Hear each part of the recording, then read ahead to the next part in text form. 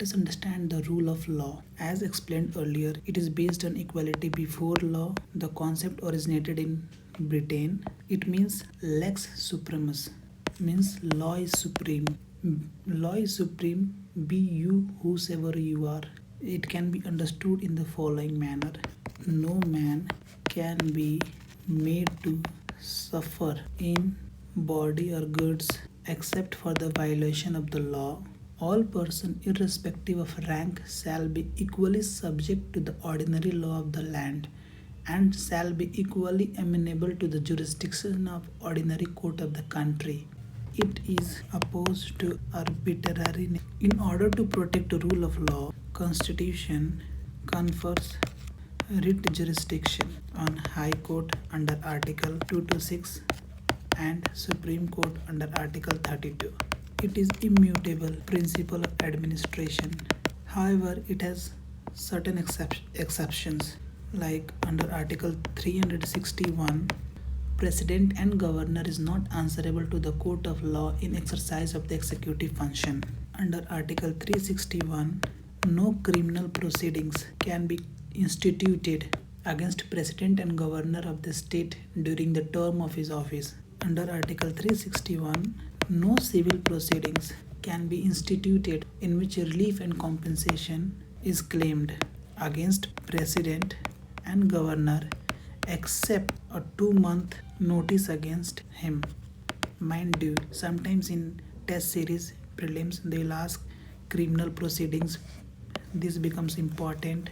Civil proceedings to keep in mind, and this time period 2 months become important. Article 105 and 194. Member of parliaments and member of legislative assemblies of the state are not answerable to the court of law for whatever they have spoken or revealed or voted in the floor of the house. International law. It's a kind of diplomatic immunity. The visiting head of the state, that is president, prime minister of some other countries, are not subject to the jurisdiction of local court. So this becomes the rule of law. It ensures fair and just and reasonable administration. It ensures delivery of reasonable justice. Equal protection of law originated in America. It is regarded as positive concept. It doesn't mean universal application of law. Suppose I can murder someone to protect my life. I can murder someone with wrong intentions. The crime is the same, but objective is different. Hence, universal application of law should not be the basis. Therefore, equal protection of law is also ensured in Indian Constitution. It only means equality of treatment in equal circumstances. Among the equals, the law should be equal and equally administered.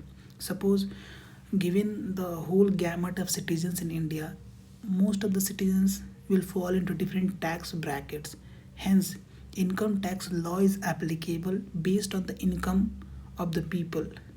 So here equality of treatment in equal circumstances. So I'm giving examples so that you can visualize these things. Let us look at the Article 15. It says prohibition of discrimination on grounds of religion, race, caste, sex, place of birth. So only 5 grounds on which discrimination cannot be made is given.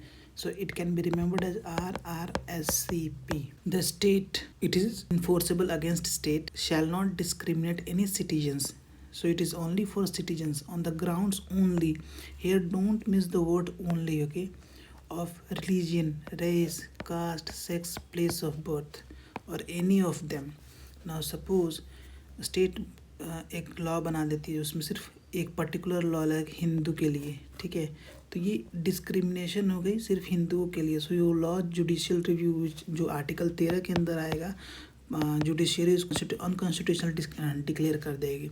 लेकिन आप बताइए यहाँ पे सिर्फ only का मतलब ये है, अगर मानिए हम सेक्स, मानिए एक सुप्रीम कोर्ट ने एक जजमेंट भी दिया था कि sex plus other things can be the ground for discrimination. Like suppose in Kerala State Electricity Board versus Senior Mole 2008 case, Supreme Court said that muscular body structure is needed for some work. Like suppose this is state electricity wanted to erect some pole. So there was a lady called Senior Moles. He said that only male are recruited for this purpose. So here the state is making discrimination on the basis of sex plus other things. Electricity board requires some works require only the muscular body. So state can make discrimination based upon those five things plus other things, but not only on sex, not only on religion, not only on caste. No citizen on grounds only of religion, race, caste, sex, place of birth, or any of them be subject to any disability, liability, restrictions, or conditions with regard to access to public shops, public restaurant, hotels, places of public entertainment, the use of wells, tanks, bathing ghats, roads, places of public resort, maintained wholly or partly on the state funds or dedicated to the use of general public. Nothing in this article shall prevent the state from making any special provision for women and children. So it explicitly mentioned in constitution that state के पास right है women के लिए और children के लिए special provision बनाने के लिए. जैसे कि स्पेशल प्रोविज़न अभी जैसे आएगा वुमेन रिजर्वेशन, अभी पार्लियामेंट में वुमेन के लिए रिजर्वेशन है ना. So that is special provision for women. Poshan scheme जो है special provision for women and children. State has the power to make special provision for women and children. ये जो clause 4 है, it was inserted by the first amendment. So nothing in this article nor in clause 2 of article 29, we shall see it later, shall prevent the state from making a special provision for the advancement of any socially SEBC socially and educationally backward classes of citizen or for the scheduled caste or scheduled tribe. Like scheduled caste और scheduled tribe और SEBC के लिए special provision बनाया जा सकता है. अब ये इकोनॉमिकली वीकर सेक्शंस के लिए भी क्लॉज लगाया गया है. सॉरी, नथिंग दिस आर्टिकल और sub clause ji of clause 1 of article 19 shall prevent the state from making a special provision by law for the advancement of any socially and educationally backward classes of citizen or scheduled caste or the scheduled tribes insofar as such special provision relate to their admission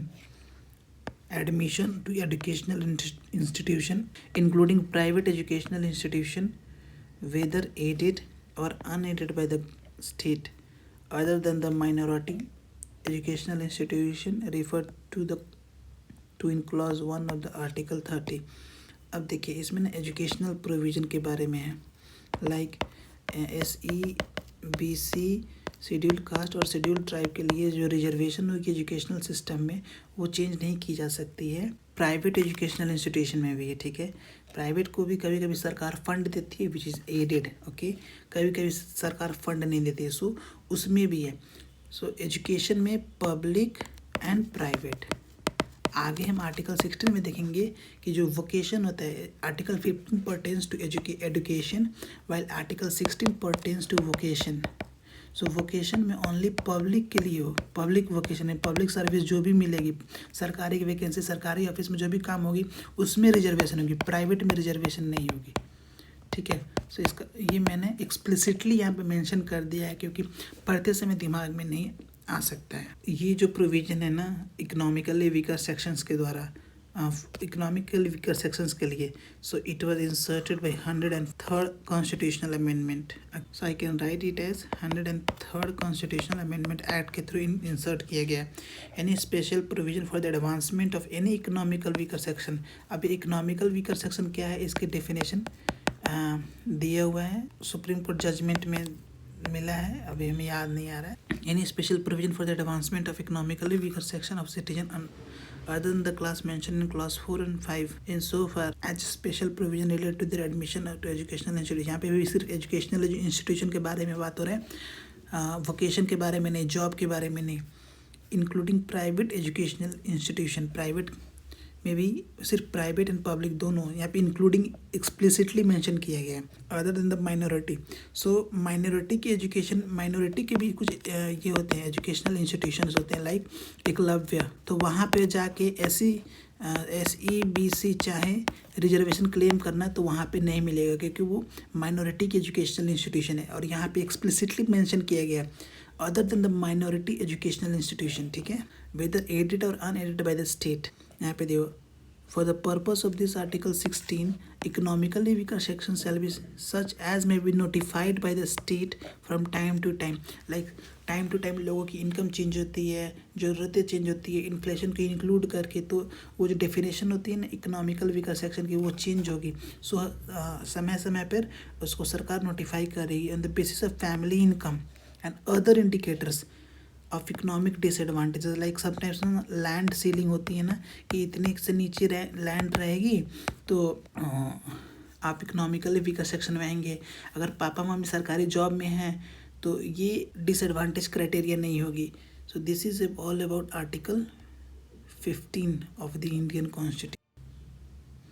जैसे article 15 clause 4 में यहाँ पे parliament ने by law बोला है, तो parliament ने एक लॉ भी बनाया है जिसे बोलते हैं सेंट्रल एजुकेशन इंस्टीट्यूशंस रिजर्वेशन इन एडमिशन एक्ट 2006. अब आर्टिकल्स पढ़ के ये पता चलता है, जैसे आर्टिकल 15(1), 15(2) की कंटेंट्स को पढ़ के 15(3), 15(4), 5 एंड 6 क्लॉजेस को पढ़ के ये पता चलता है कि जो article 51 and 15(2) confers fundamental rights against discrimination on citizens, cast duty on state to respect fundamental rights of citizens, speak language of equality before law. अब जो आर्टिकल 15(13), 15 क्लॉज 3, 4, 5 एंड 6 थे, इसको पढ़ के ये पता चलता है confers fundamental rights on citizen. They confer power on the state to make a special provision in favor of certain classes of citizen. Therefore, they are enabling clause.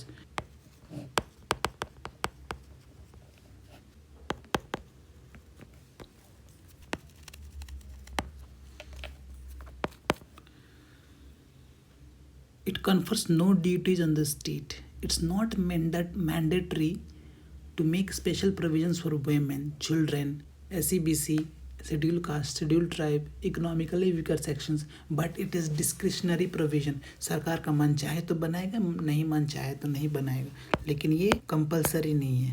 No duties. This speaks the language of equal protection of law.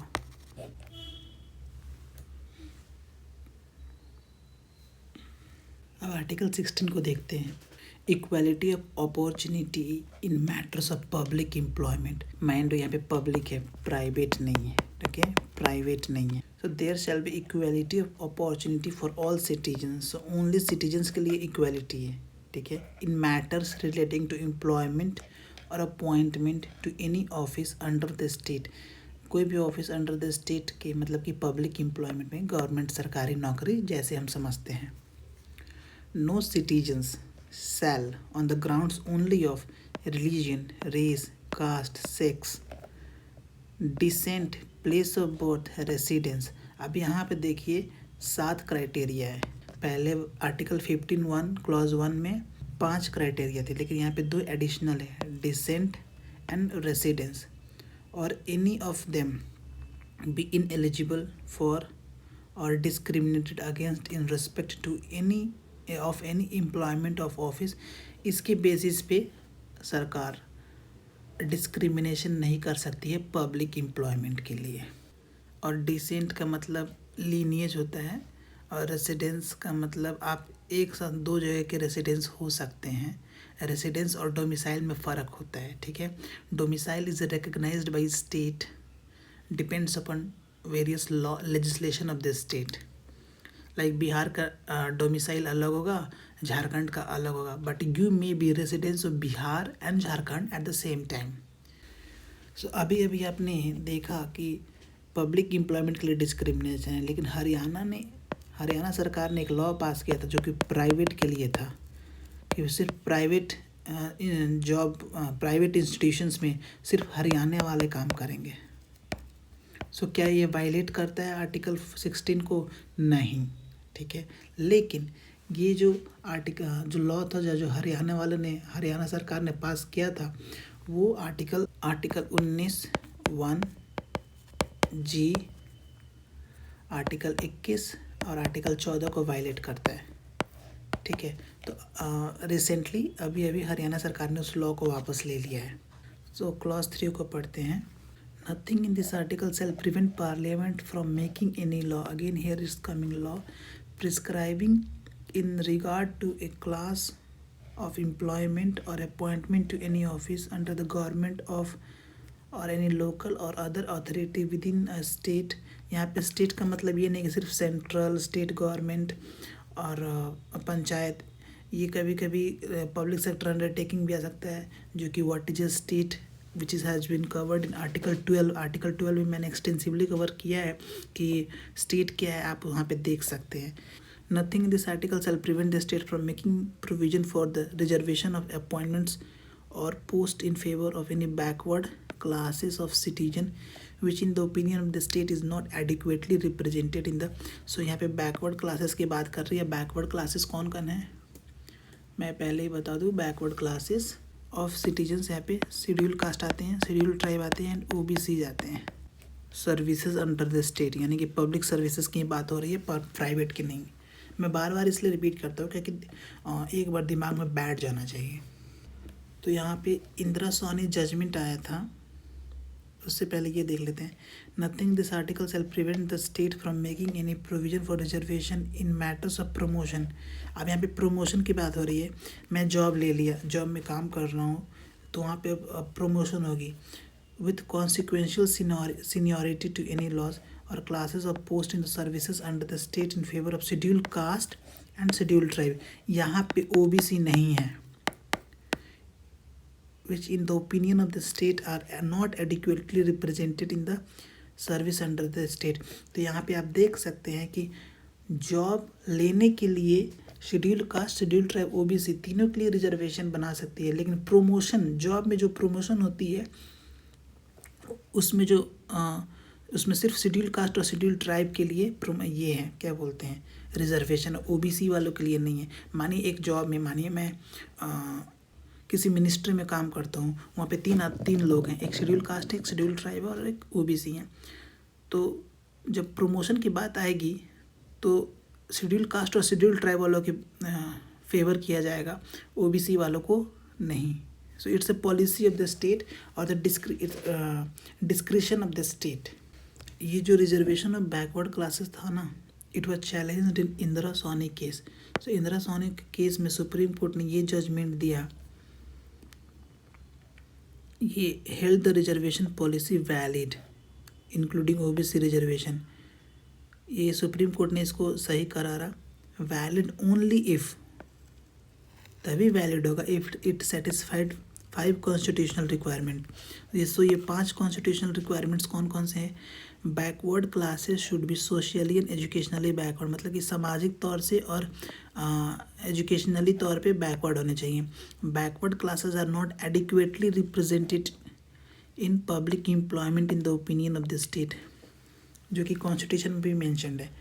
Overall reservation shall not exceed 50%, ये 50% reservation नहीं exceed होनी चाहिए under normal circumstances, but may exceed the limit under extraordinary circumstances provided the state proves the existence of circumstances with quantifiable data।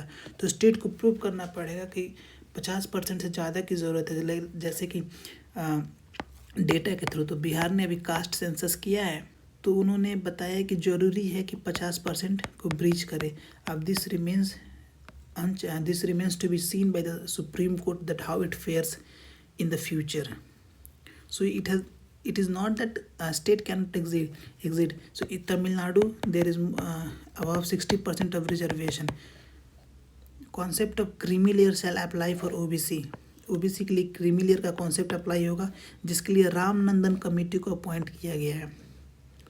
Should not affect the overall efficiency of the administration. Hindu में एक article था कि reservation के कारण railway की efficiency बढ़ गई है, और there are certain post which merit alone counts. कुछ पोस्ट होते हैं जहाँ पे मेरिट काउंट होते हैं, जैसे एयरलाइन पायलट, वहाँ पे रिजर्वेशन की ज़रूरत नहीं पड़ेगी, होगी ही नहीं। न्यूक्लियर साइंटिस्ट, वहाँ पे सिर्फ मेरिट, आप शेड्यूल कास्ट है, अगर आपके पास मेरिट है तो आप न्यूक्लियर साइंटिस्ट बन सकते हैं। Professor in the university, super specialty courses in medicine, super specialty employment in medicine, research oriented institutions. State has the power to provide reservation at initial stages at the time of recruitment. State does not have the power to provide reservation for promotion for OBC, but for scheduled caste and scheduled tribe, state has the power to provide reservation for promotion. Reservation policy shall be applied on year-to-year basis. Vacancies occurring over 2 or more years cannot be clubbed together. Then the reservation policy should be applied separately as it violates the vertical reservation. Subcategorization OBC population is allowed under 16(4). तो supreme court ने जहाँ जहाँ reservation एग्जीड किया 50% से उन्हें supreme court unconstitutional बताया, like Jat reservation case policy. So Ram Singh case में supreme court ने जाट रिजर्वेशन पॉलिसीज़ को अनकॉन्स्टिट्यूशनल करार दिया, क्योंकि जाट जो है ना वो socially, educationally, culturally, economically a dominant community, so hence they do not require reservation. So supreme court ने इस बेसिस पे रिजर्वेशन को खारिज कर दिया। यहाँ पे आप देखिए कि जो यहाँ पे जो 4th लिखा हुआ है, this was inserted in the constitution by 77th amendment, यानी कि ये ओरिजिनली कॉन्स्टिट्यूशन में नहीं था। सो एक बात अपने दिमाग में बैठा लीजिए, reservation is discretionary power of the state, it is not your fundamental right. यहाँ पे जो स्टेट बोला था ना कि state does not have the power to provide reservation for promotion, तो इसको सरकार ने कैसे बाईपास किया। सो इन्होंने 77th कॉन्स्टिट्यूशनल अमेंडमेंट लाया, तब जाके ये आर्टिकल इंक्लूड हुआ जिसमें प्रमोशन की बात हो रही थी। तो इसको ना after amendment, that is after 77th amendment, this provision was included, like 16 clause 4A was included, but this was challenged in M. Nagaraj versus Union of India 2006 case. तो सुप्रीम कोर्ट ने इसको वैलिड करार दिया, provided कि ये 3 constitutional requirement को fulfil करे, जो कि है कि scheduled caste and scheduled tribes are socially educationally backward classes, both not represented adequately in the opinion of state. Such policy should not affect the overall efficiency of administration. तो इसको review भी किया गया इन कौन से केस में, Jarnail Singh versus Lakshmi Narayan Gupta case 2018 में। तो सुप्रीम कोर्ट ने एम नागराज केस को भी रीअफर्म किया, सही करारा। ये जो सब कैटेगराइजेशन ऑफ ओबीसी पॉपुलेशन है, subcategorization was done by justice Rohini commission. अब आर्टिकल 17 देखते हैं, abolition of untouchability. Untouchability is a kind of discrimination which exist unfortunately in today's societies also. Untouchability is abolished and its practice in any form, जैसे कि कभी कभी lower caste people को किसी जगह पे चप्पल की माला पहनाई जाती है, तो वो भी एक तरह से अनटचेबिलिटी हुई, उसके फॉर्म्स हो गए, डिस्क्रिमिनेशन के फॉर्म हो गए। Is forbidden the enforcement of any disability arising out of untouchability, offence punishable in accordance with law. अब यहाँ पे लॉ की बात कही गई है, कौन सी लॉ है, उस लॉ का नाम मैं यहाँ पे लिख देता हूँ। ये आर्टिकल 17 का है, scheduled caste and scheduled tribe prohibition atrocities act 1989। इसमें ऑफेंसेस कैसे ऑफेंसेस कवर किए हैं, like garlanding a person with slippers, sexual harassment of women. अभी कर्नाटका में केस आया था जहाँ पे एक दलित का बेटा भाग गया था एक लड़की को लेके, तो उसके माँ को सज़ा मिली थी। तो कर्नाटका हाई कोर्ट ने कहा कि द्रौपदी अपना वेपन खुद उठाओ, क्योंकि इस जमाने में लॉर्ड कृष्ण बचाने नहीं आएंगे। Atrocities are committed on scheduled castes and scheduled tribes. तो ये लॉ हम देख लिए हैं। अब यहाँ पे आर्टिकल 18 देखते हैं, जो कि कहते हैं abolition of titles. No titles not being a military or academic distinction shall be conferred by the state. So सिर्फ military or academic distinction state के द्वारा कन्फर किया जा सकता है, जैसे कभी कभी Padma Shri, Padma Bhushan. No citizen of India shall accept any title from any state. No citizen of India shall accept any title, कोई भी टाइटल किसी फॉरेन स्टेट से कोई सिटीजन, इंडियन सिटीजन नहीं लेगा। नो पर्सन, यहाँ पे नो पर्सन है, यानी कि सिटीजन भी हो सकते हैं और नॉन सिटीजन्स भी हो सकते हैं। who is not a citizen of India shall, while he holds any office of profit or trust under the state, like कभी कभी फॉरेनर्स भी काम करते हैं गवर्नमेंट के अंदर, so accept without the consent of the president, president के consent के बिना कोई टाइटल्स कोई फॉरेन स्टेट से नहीं लेंगे। No person holding any office of profit or trust under the state shall without the consent of president accept any present emoluments or office of any kinds from or any or under any foreign states। ये भी almost similar ही है। तो कुछ cases इसमें आते हैं, जैसे कि कभी कभी पहले के राजा हुआ करते थे तो उनको टाइटल मिल जाता था, like marquess, baron, duke, lord, sir. So this are the examples of title. लेकिन प्री इंडिपेंडेंट इंडिया में, कॉलोनियल रूल में, जैसे कुछ कुछ टाइटल होते थे, Diwan Bahadur, Rai Bahadur, Rajan, sir. Present context में स्टेट इस सब चीज़ को मना करती है। तो क्या स्टेट परमवीर चक्र, महावीर चक्र, भारत रत्न, PhD, ये सब डिग्री जो देती हैं, इसको अवार्ड बोलते हैं, टाइटल नहीं बोलते हैं। सो अवार्ड और टाइटल में अंतर होता है। जैसे यहाँ पे सिर्फ टाइटल के बारे में बात की गई, अवार्ड के बारे में बात नहीं की गई है। Eight the same time it does not prohibit individual organizations to confer title or epithets like महात्मा, गुरु, संत। किसी किसी रिलीजियस इंस्टीट्यूशन में एक अपने इंडिविजुअल डिस्क्रिप्शन के ऊपर है तो ये दे सकते हैं, लेकिन स्टेट कभी ये कन्फर्म नहीं करेगी। 1954 में प्रेसिडेंट ने पद्म भूषण, पद्म अवार्ड्स का कॉन्स्टिट्यूट किया था, मतलब कि उस साल से चालू किया था। तो क्या ये आर्टिकल 18 को वायलेट करता है, इज द क्वेश्चन। तो सुप्रीम कोर्ट ने इसमें क्लैरिफिकेशन दिया। कौन से केस में? Balaji Raghavan versus union of India case 1996 में। Constitutionality of the award was challenged on the ground that it violates article 81। कौन से award? Padma awards, Bharat Ratna award. तो सुप्रीम कोर्ट ने बोला Padma awards to be constitutionally valid, it is similar to recognition of academic and military distinction, क्योंकि constitution में सिर्फ academic और military distinction की बात की गई है, ठीक है।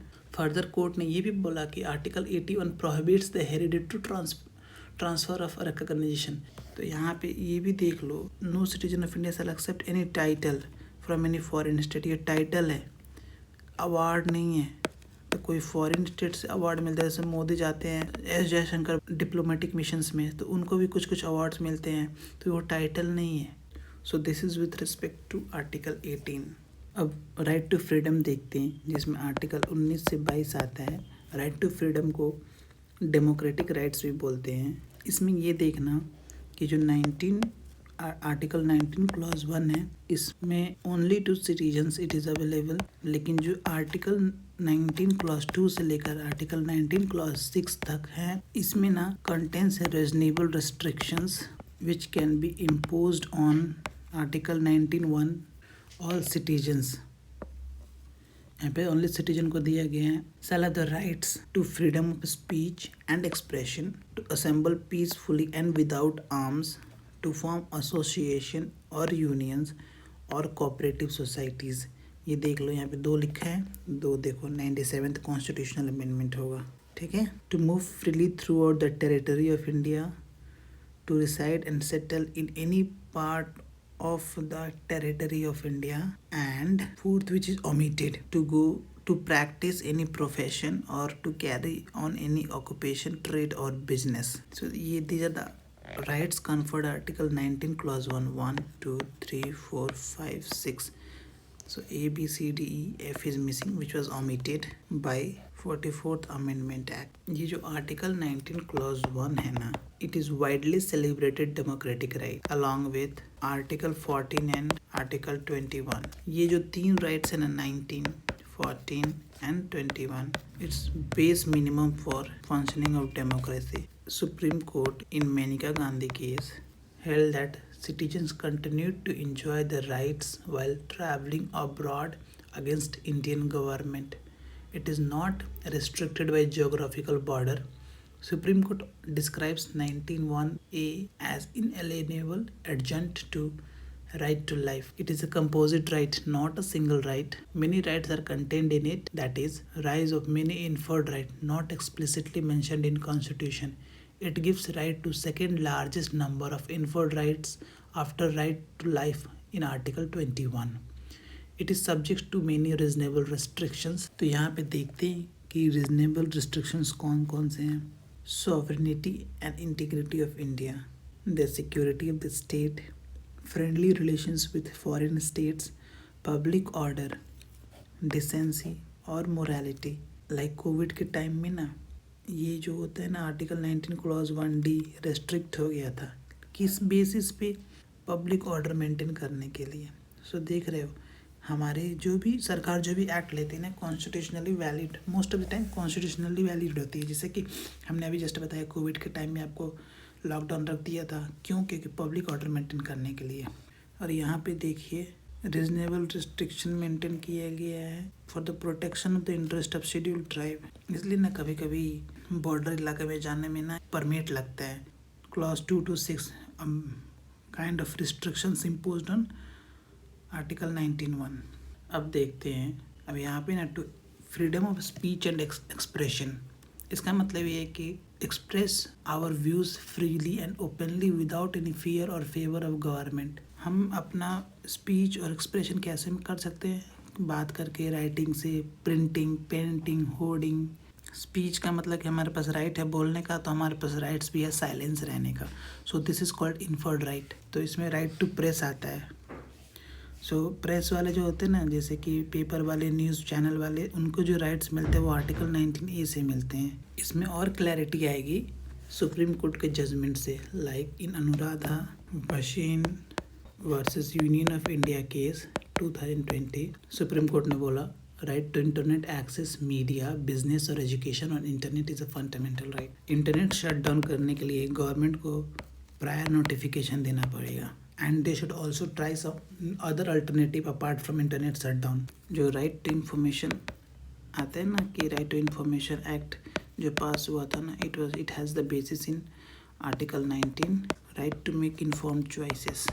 जैसे union of India versus association of democratic republic case 2002 में सुप्रीम कोर्ट ने बोला कि वोटर को ना अपने पॉलिटिशियंस को उनके बैकग्राउंड इंफॉर्मेशन के बारे में जानना ज़रूरी है, सो दैट वोटर अच्छे से अपना चॉइस बना सके वोट देने के लिए. मानो कोई क्रिमिनल खड़ा होता है तो आप क्रिमिनल को वोट दोगे, जीतता है तो जाके अच्छा लॉ थोड़ा ही बनाएगा लेजिस्लेटिव असेंबली में या पार्लियामेंट में. तो सुप्रीम कोर्ट ने इस जजमेंट में बोला voters must be given background information about candidate, about assets, उनके पास कितनी संपत्तियां हैं, कितने कर्ज हैं, उनकी क्या एजुकेशनल क्वालिफिकेशन है, कहाँ तक पढ़े लिखे हैं, और क्रिमिनल केसेस कौन कौन से हैं. इन PUCL versus union of India case 2013 supreme court ने बोला right to vote is not a fundamental right, but the act of casting one's ballot is an expression of political opinion which is fundamental right under Article 19(1) Clause A. इस case में supreme court ने बोला election commission of India को कि NOTA button should be included in EVMs, that is electronic voting machines. Naveen Jindal versus union of India case 2004 में supreme court ने बोला hosting of national flag is an expression of one sense of patriotism, so thus it is a fundamental right article under article 19 clause 1A. ये जो supreme court के cases हैं ना article 19 को specially बहुत अच्छे तरीके से आपको अंडरस्टैंडिंग देते हैं. So freedom of speech and expression, FOSE मतलब freedom of speech and expression, and defamation law. Defamation मतलब मानहानि. ठीक है. सो मानो मैं कोई अच्छा आदमी हूँ और कोई आके मुझे गंदी गंदी बातें करे, पब्लिक में न्यूज़ चैनल पे मेरी बात ही कर तो वो डिफेमेशन की एक्ट हो गई। तो इसके लिख सकते हैं casting pungent remark on individual or organization with the intention to degrade the status of the said entity. Defamation एक क्रिमिनल ऑफेंस है, इट्स अ क्रिमिनल ऑफेंस, क्योंकि एक आदमी की रेपुटेशन बनाने में सालों लग जाती है और कोई आके न्यूज़ चैनल पे, प्रिंट मीडिया पे, सोशल मीडिया पे आके उसकी शिकायत कर दे तो एक बार में वो रेपुटेशन टूट जाती है। तो ये जो क्रिमिनल ऑफेंस है, prescribe imprisonment of not more than 2 years with or without fine. ये सेक्शन 499 और 500 आईपीसी के तहत prescribe imprisonment of not more then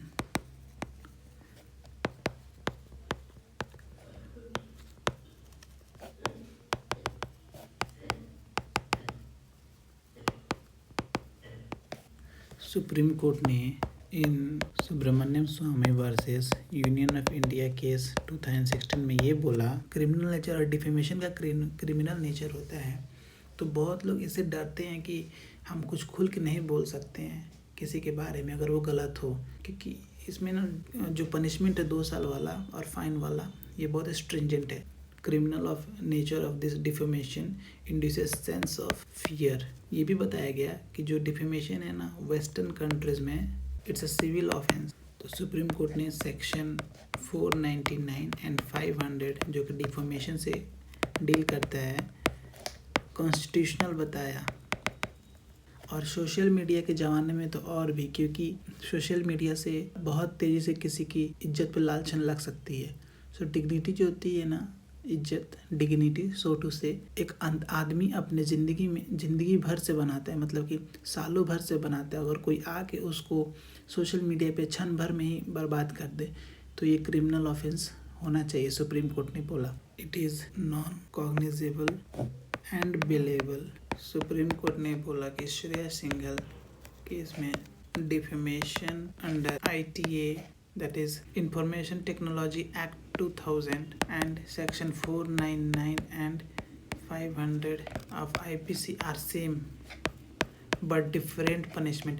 मतलब कि डिफेमेशन इसमें भी डिफाइंड है और इसमें भी डिफाइंड है, लेकिन डिफेमेशन तो दोनों ही है लेकिन पनिशमेंट डिफरेंट है दोनों का। तो सुप्रीम कोर्ट ने क्लैरिफिकेशन दिया जो सोशल मीडिया से डिफेमेशन होता है ना बहुत तेज़ी से फैल जाता है और जो प्रिंट मीडिया से होता है ना फैलने में धीरे से लगता है, इसलिए पनिशमेंट डिफरेंट है। इसी जजमेंट में section 66A of information technology act 2000 supreme court ने उसको अनकॉन्स्टिट्यूशनल बताया। सेक्शन 66A को बताया क्योंकि ये वेग था। ये कभी कभी किसी प्रीलिम्स टेस्ट सीरीज में आ जाती हैं। अब freedom of speech and expression and sedition law. Sedition law मतलब किसी लॉफुली इस्टेब्लिश्ड गवर्नमेंट के खिलाफ बोलना, उसको सेडिशन बोलते हैं। तो section 124A of IPC Indian penal code define करता है सेडिशन। What is sedition? अगर मानते हैं सेडिशन के ऊपर क्वेश्चन आया तो तुम लिख देना according to section 124A of IPC, sedition is defined as if a person through spoken or written words or through any other action creates ill will, disaffection against lawfully established government, then it amounts to sedition. Here we have defined sedition and the rest of it we'll see in the next video. Thank you.